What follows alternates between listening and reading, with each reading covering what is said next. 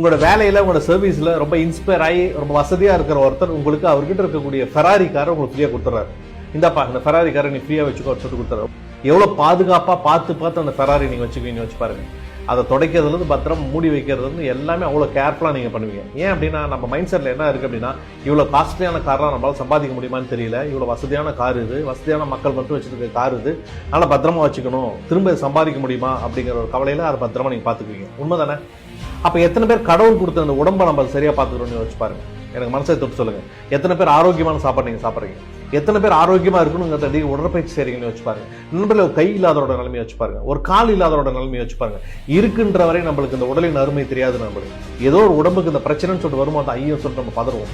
தயவு செஞ்சு இருக்கின்ற வரைக்கும் ஆரோக்கியமான உணவுகளை சாப்பிட்டு தயவு செஞ்சு தினசரி ஒரு 20 நிமிடம் உடற்பயிற்சி செய்து உடம்பை பார்த்துக்கோங்க. வாழ்த்துக்கள். உங்களுக்கு மீண்டும் சந்திக்கிறேன்.